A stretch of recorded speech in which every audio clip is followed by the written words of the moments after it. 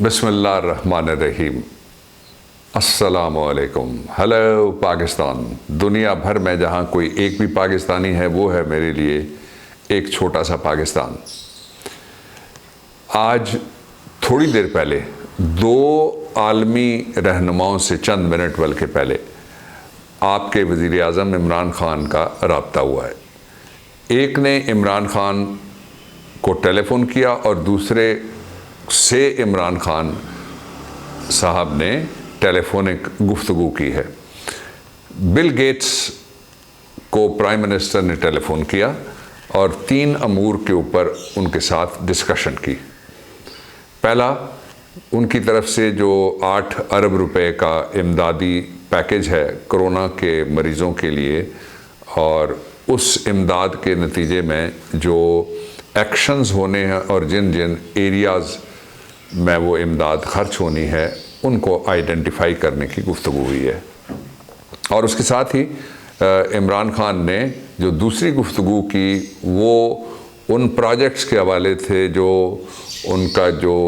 बेगम के नाम के ऊपर गेट्स फाउंडेशन है उस की जानिब से जो पाकिस्तान में और सारी दुनिया में हैं उनका ब्रीफ मिला, और उसके ऊपर प्राइम मिनिस्टर ने बहुत तारीफ़ की और कहा कि आप इंसानियत दोस्त और बंदा नवाज प्रोग्राम जो चला रहे हैं उन पे दुनिया आप पे खुश है, और हम भी, पाकिस्तान भी दुनिया के एक अहम तरीन मुल्क की हैसियत से आपकी तारीफ़ करता है और उसका एहतराम करता है। और तीसरा ये है कि बिल गेट्स फाउंडेशन और उस जो फैमिली के दूसरे इदारे हैं उनकी जानिब से पाकिस्तान हमेशा प्रायोरिटी लिस्ट में रहा है, ख़्वा वो नौजवानों का कोई मंसूबा हो, ख़्वा वो कोई एक्सचेंज प्रोग्राम हो टैलेंट का, और ख़्वा वो रिकग्निशन हो जो हमारे इंतहाई यंग लीडर्स उभर रहे हैं ज़िंदगी के मुख्तलिफ़ शोबों में, और उसकी कई मिसालें मौजूद हैं जिनको रिकग्नाइज़ किया गया। और उनमें से एक जो बच्ची थी वो अरफा फाउंडेशन वाली बच्ची थी जो वक्त से पहले आई, और जिसके बारे में कहा जा सकता है कि फूल 2 दिन तो बहारे जहाँ फ़िज़ा दिखला गए, हसरत उन गुंजों पे है जो बिन खिले मुरझा गए। दूसरा बहुत इम्पॉर्टेंट पाकिस्तान से मुतल्लिका और भारतीय मकबूजा कश्मीर से मुतल्लिका मेरे पास डिटेल्स हैं, और वो उस डिटेल्स का ताल्लुक पाकिस्तान और भारत के दरमियान नहीं है, बल्कि उन डिटेल्स का आगाज़ होता है अमेरिका के अंदर से आने वाली एक जो रिपोर्ट है एक इदारे की, उससे फिर वो डिटेल्स जाती हैं कुवैत के एक बड़े पार्लिमानी लीडर के मुंह से निकलती हैं, और फिर एक ऐसा कदम हुआ यूनाइटेड अरब एमिरेट्स, आपको याद है सऊदी अरेबिया और यूएई में मोदी का बड़े इस्तकबाली जलसे भी हुए थे और उसको बड़े मिले थे सोने के हार भी गालिबन, अगर मुझे करेक्टली सही याद है, और मुख्तलिफ़ एजाज़ात का भी वो दावा करता था। लेकिन अब वहीं पे अल्लाह ताला ने हुक्मरानों के, मैनेजर्स के, अवाम के दिल तो पहले ही कश्मीरियों के साथ रखते थे, दिल बदल दिए। ये एक बहुत बड़ी तब्दीली है जो इस मुतबर्रक महीने में आई है कि मुस्लिम दुनिया में जो मकबूजा कश्मीर के मुसलमान हैं उनके साथ साथ भारत के तूलो अर्ज़ में मुसलमानों के साथ जो कुछ हो रहा है उसके ऊपर बहुत बड़े कंसर्न का ब्लेटेंट खुल के बुलंद आवाज़ के साथ वो इजहार हुआ है। मैं इस पे अल्लाह ताला का लाख लाख शुक्र अदा करता हूँ, और ये कश्मीरियों के लहू की और जो हिंदुस्तान के तूलो अर्ज़ में मोहम्मडन्स जिनको समझ के बेगुनाह निहत्ते खाली हाथ 100-100 200-200 लोग वहशी दरिंदे इंसान के लिबास में इंसानियत सोच जो उनके ऊपर मुजालिम करते हैं, और उनके नतीजे में उनकी शहादतें होती हैं, एम्पेयरमेंट होती है बॉडी ऑर्गन्स की परमानेंटली, और वो माजूर हो जाते हैं। ये मैं तीनों बारी बारी आपके सामने रखना चाहता हूँ, लेकिन उससे पहले मैं आपको बताऊँ कि पड़ोसी एक और है हमारा ईरान, जहाँ से काफ़ी सारा इन्फेक्शन का किस्सा छिड़ा था, और उसके सदर हसन रूहानी साहब ने भी बिल गेट्स वाले फ़ोन से चंद मिनट पहले टेलीफ़ोन किया पाकिस्तान के वज़ीर आज़म इमरान ख़ान साहब को। और आपको पता है कि आपका वज़ीर आज़म कैसा दबंग मलंग है कि वो परवाह नहीं करता کہ کسی کو پسند آئے گی یا نہیں، عالم اسلام کے اندر جو مسائل ہیں ان کے حل کے لیے کھل کے بولتا ہے، اور ایران کے لیے بھی کھل کے بولنے والا ایک ہی دنیا میں لیڈر ہے مسلم دنیا میں جو بات کرتا ہے کہ اس کے اوپر سے پابندیاں ہٹنی چاہیے۔ تو انہوں نے ایک تو رمضان شریف کی مبارکباد دی صدر حسن روحانی نے آپ کے پرائم منسٹر صاحب کو، اور اس کے ساتھ ہی جو کرونا کے حوالے سے گفتگو، اور ہمارا بہت لمبا تقریباً 300 کلومیٹر کا بارڈر بنتا ہے جو ان کے ساتھ لگتا ہے، اس کے حوالے سے بھی گفتگو ہوئی ہے، اور اقدامات جو لیے جا رہے ہیں کرونا کے وائرس کے مزید پھیلاؤ سے روکنے کے لیے اس پہ۔ اب میں آتا ہوں ایک پارلیمنٹری کمیٹی کا آج اجلاس ہوا جس کا میں ممبر ہوں،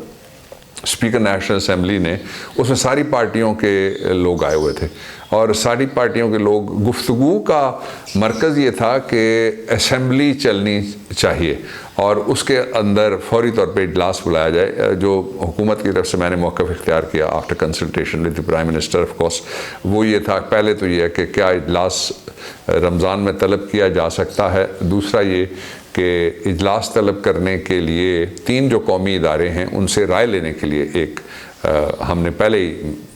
جو منسٹری پارلیمنٹری افیئرز ہے اس نے رابطہ کیا ہوا ہے، ایک ہے نیشنل ڈیزاسٹر مینجمنٹ اتھارٹی، دوسری جو کمانڈ اور آپریشن کی قومی کمیٹی ہے، اور تیسرا جو وزارت صحت ہے۔ اور اس کے ساتھ ہی پھر یہ کہ کیا موڈیلٹیز کیا ہوں گی، میں نے کچھ پوائنٹس لیے کہ کس طرح سے اس اجلاس میں بلاول نے بھی انہوں نے بات کی، اور بات کر کے پھر انہوں نے مائک بند کر دیا، اور باقی کمیٹی کی طرف سے کوئی جواب نہیں سنا۔ ان کے فوراً بعد شیخ رشید بھی بولے۔ اب یہ اس بولنے کے کمبینیشن کے اوپر یہ جو کہ کمیٹی کو ہیڈ کر رہے تھے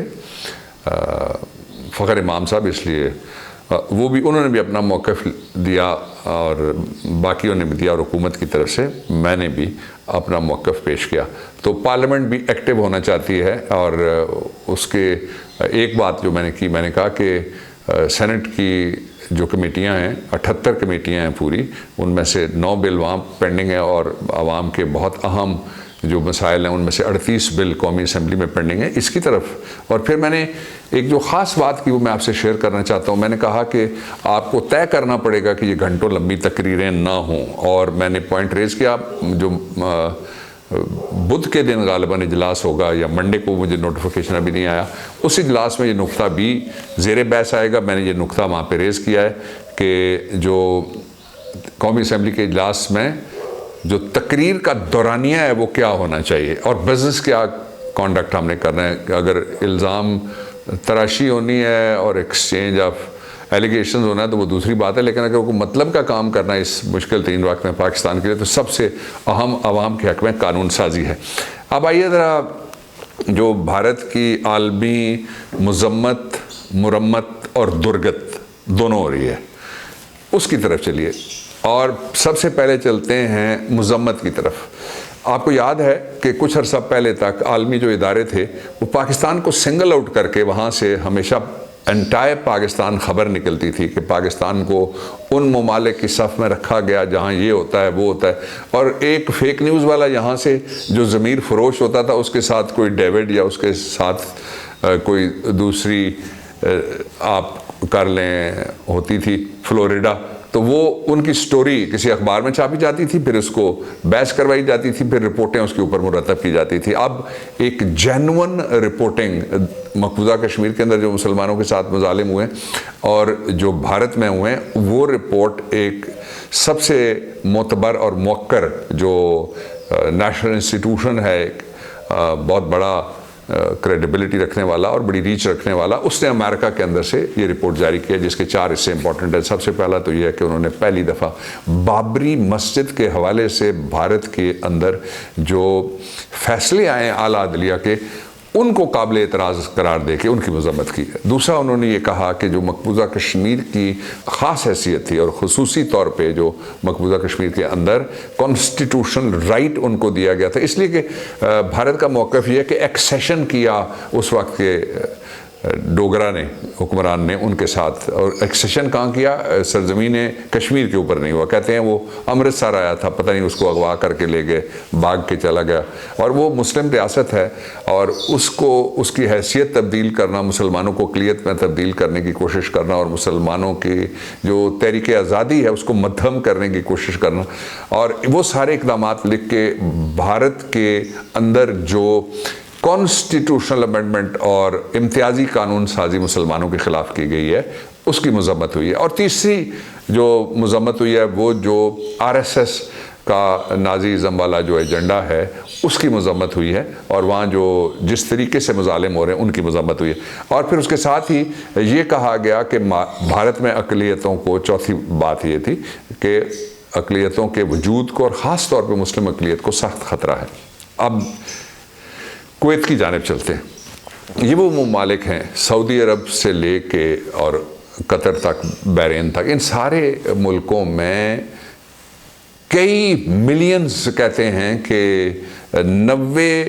لاکھ سے زیادہ، کچھ لوگ 1.5 کروڑ کہتے ہیں لوگ ہیں، پھر ان کی بنی ہوئی بسیں ہیں، پھر ان کے بنے ہوئے ٹرک ہیں جو مکہ مدینے میں بھی چلتے ہوئے میں نے خود دیکھے اپنی آنکھوں سے۔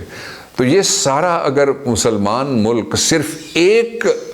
ہو کے صرف آواز ہی بلند کریں تو یہ صورتحال اور یہ خون مسلم کی ارزانی روکی جا سکتی۔ اللہ کرے یہ دن آئے۔ میری اللہ تعالیٰ سے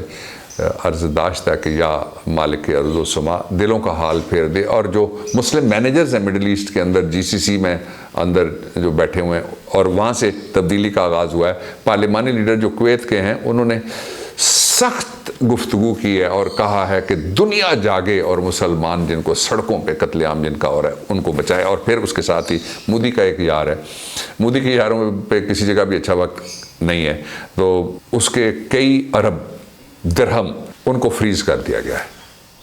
اور وجہ اس کی کیا ہے؟ جو خون مسلم کی ارزانی ہے کچھ وحشت گروں کے ہاتھوں۔ Save the souls of Kashmir. خوش رہیے، گھر رہیے، محفوظ رہیے۔ پاکستان زندہ باد۔